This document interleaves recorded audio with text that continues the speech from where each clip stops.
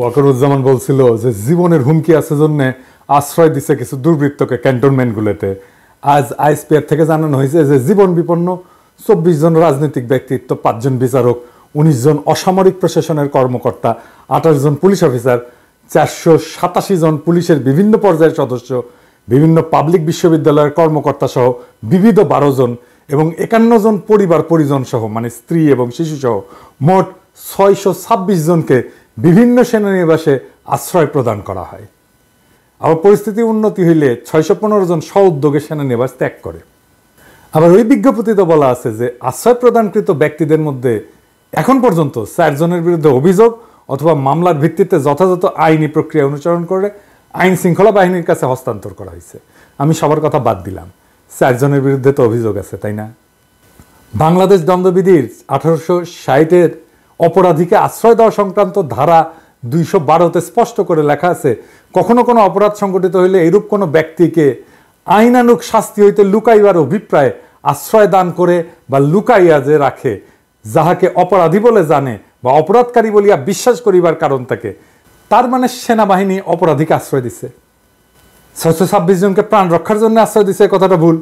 যে 4 জন অপরাধীকে লুকায় রাখছিল তাদের তো আইনানুগ শাস্তি থেকে বাঁচানোর জন্য লুকায় রাখছিল সংজ্ঞা অনুসারে। এটা পরিষ্কার ফৌজদারি অপরাধ। সেনাবাহিনীকে পুরা তালিকা দিতে হবে কে কে আশ্রয় নিছিল। এই যে সেনাবাহিনী আশ্রয় দিছে, এটা কি পাবলিক মানিতে আশ্রয় দিছে? তো জনগণের টাকায় আশ্রয় দিছে, তো নিজের ওয়াকারের পকেটের টাকায় তো আশ্রয় দেয়নি, তাই না? কোন অথরিটিতে তারা ঠিক করলো যে তাদের জীবনের আশঙ্কা আছে? এটা কি প্রাতিষ্ঠানিক সিদ্ধান্ত ছিল নাকি কোনো ব্যক্তির সিদ্ধান্ত ছিল? আশ্রয় দেওয়ার পরে কেন যাইতে দিল সরকারের সাথে কথা না বলে, ক্রস চেক না করে? এটা যেতে দেওয়া যায়? আচ্ছা, এইবার একটা জরুরি প্রশ্ন। প্রতিরক্ষা মন্ত্রণালয় কার অধীনে? প্রফেসর ইউনূসের অধীনে। তো স্যার, আপনি কি জানতেন যে এই লোকগুলোকে আশ্রয় দেওয়া হয়েছে, আবার সাইডাও দেওয়া হয়েছে? যদি জানেন তাহলে আপনি অপরাধমূলক কাজের সাই দিলেন কিভাবে? এই দায় তো সেনাবাহিনীর না, এই দায় তো আপনার একার নিজের। আর যদি জানা না থাকেন তাহলে আপনাকে না জানায় সিদ্ধান্ত নেয় কিভাবে সেনাবাহিনী? তার মানে রাষ্ট্রের একটা শক্তিশালী ইনস্টিটিউটের উপরে আপনার কোনো নিয়ন্ত্রণ নাই। ক্ষমতা বুঝেন স্যার? ক্ষমতা, হ্যাঁ, ক্ষমতা কারে কয়?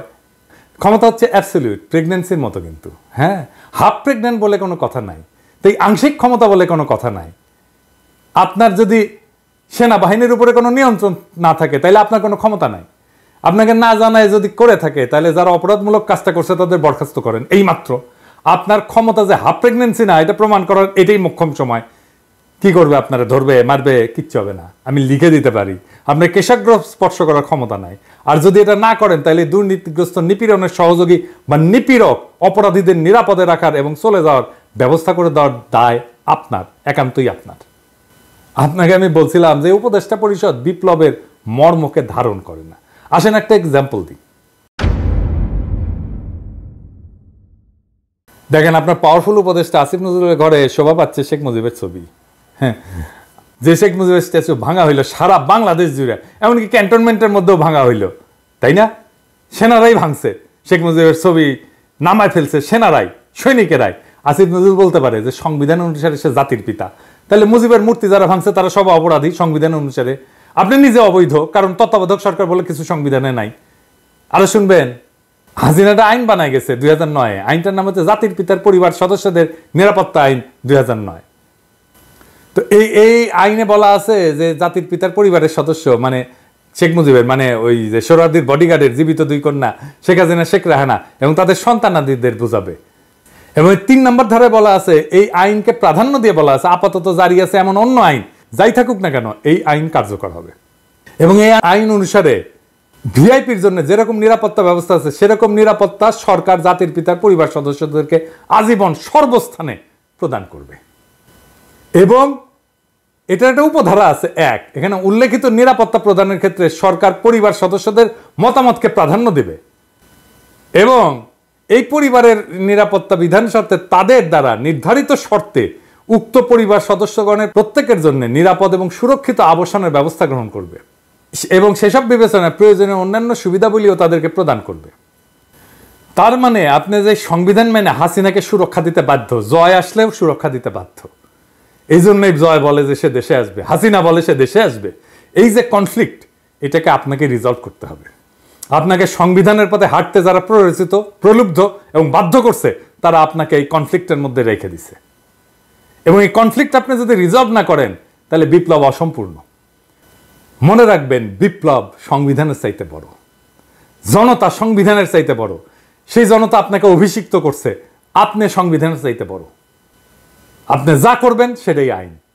এবং আপনাকে যারা সংবিধান মানতে বাধ্য করছে, প্রলুব্ধ করছে, প্ররোচিত করছে, তারা দেশের জনগণের সার্বভৌম আকাঙ্ক্ষার বিরুদ্ধে কাজ করছে। আমি আমার এপিসোডে শহীদদের কথা বলি মাঝে মাঝে। আজ আমি দুইজন আহতের কথা বলবো। প্রথমে হাফেজ হোসাইন, এক হাত হারায় আর এক হাত নিয়ে লড়াইয়ে নামবে, যদি আবার ডাক আসে সেটা বলতেছে এক হাত হারায়। এমন হাজারো যুবক পঙ্গু হয়েছে, তাও লড়াইয়ের মনোবল তারা কিন্তু হারায়নি। শোনেন তার মুখেই কথাটা শোনেন। এবং যদি আমার দেশ আবারও যদি বিপদে পড়ে, ইনশাল্লাহ এই এক হাত দিয়ে আবারও লড়াইতে নেমে যাব ইনশাল্লাহ। আমার দেশের জনগণ এবং আমার দেশের আমি নিজে ভালোবাসি, আমার দেশের আমি ভালোবাসি এবং আমার দেশের যে মানুষ, আমি দেশের মানুষেরও অনেক ভালোবাসি। যদি ইনশাল্লাহ আবার ডাক আসে, ইনশাল্লাহ এক হাত দিয়ে আবার লড়াই করতে যাব। আমি মাওলানায় পড়ি, হাফেজি শেষ করে মাওলানায় পড়ি। আমি হাফেজি শেষ করে মাওলানায় পড়াশোনা করি। এখন আর একজন মাদ্রাসা ছাত্রের কথা। সে বলছে যে আন্দোলনে আমরা সফল হয়েছি, কিন্তু আমার জীবন বিপর্যস্ত হয়ে গেছে। এখন অন্যের সাহায্য ছাড়া চলতে পারি না। গুলি লেগে এক চোখ পুরোপুরি নষ্ট হয়ে গেছে। ডাক্তার বলছে অস্ত্রোপচার করলে আর এক চোখ ভালো হইতেও পারে।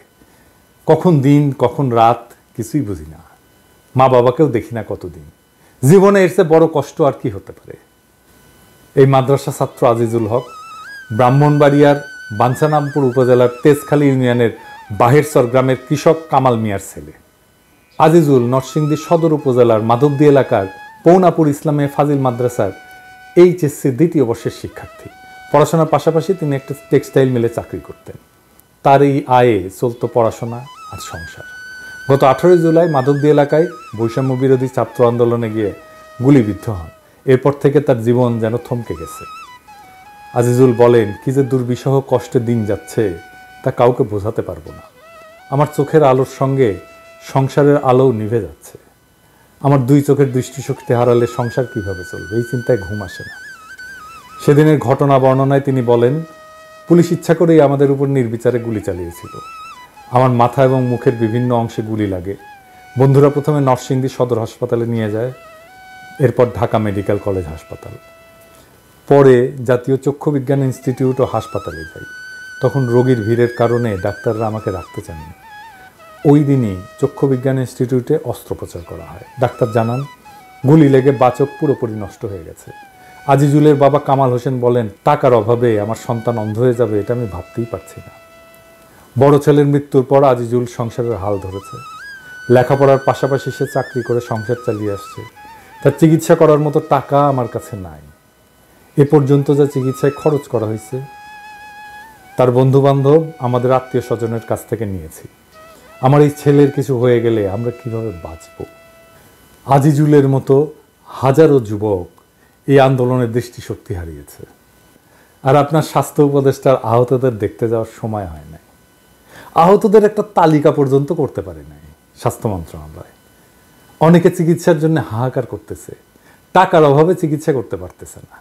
এমনিতে আওয়াজ দিচ্ছে সমস্ত চিকিৎসার দায়িত্ব নিলাম। খবরের কাগজে কি লেখা হচ্ছে? কোনটা বিশ্বাস করবো? আপনার চিকিৎসার দায়িত্ব নিছেন নাকি নেন নাই? কি আর বলবো? আপনার সরকার কিন্তু অস্বাভাবিক দ্রুততায় জনপ্রিয়তা হারাইতেছে। ওদের চোখের আলো নিভে গেলেও আগামীর বাংলাদেশ আপনার চোখে দেখতে চাইছিল ওরা। ওদের শরীর পঙ্গু হয়ে গেলেও আপনার শক্তিতে উঠে দাঁড়াইতে চাইছিল ওরা। এটি বিপ্লবী সরকার। বিপ্লবী সরকার বিপ্লবের সৈনিকদের দেখভাল করে, বিপ্লবকে রক্ষা করে, বিপ্লবের মর্মকে ধারণ করে। প্রফেসর ইউনূস, আপনি কি তাদের চোখের আলো হতে পারবেন? আপনার উপরে ভর দিয়ে কি পঙ্গু যোদ্ধারা উঠে দাঁড়াতে পারবে? বাংলাদেশ কি আদৌ এই ধ্বংসস্তূপ থেকে আবার উঠে দাঁড়াতে পারবে? এটা নির্ভর করতেছে একমাত্র এবং একমাত্র আপনার উপরে। আমরা পুরা জাতি আপনার দিকেই তাকায় আছি। বিপ্লব যেন রক্ষিত হয়, বিপ্লব যেন অগ্রসর হয়, বিপ্লব যেন বেহাত হয়ে না যায়। আশা করি আমাদের সকলের আকাঙ্ক্ষা আপনি বাস্তবায়ন করবেন এবং এই সকলের আকাঙ্ক্ষা বাস্তবায়ন করার জন্য প্রথম যেই কাজটা আপনার নিরঙ্কুশ ক্ষমতা প্রতিষ্ঠিত করবেন। সারা দেশবাসী আপনার সাথেই আছে, সারা দেশবাসী আপনার সাথেই থাকবে। ইনকিলাব জিন্দাবাদ।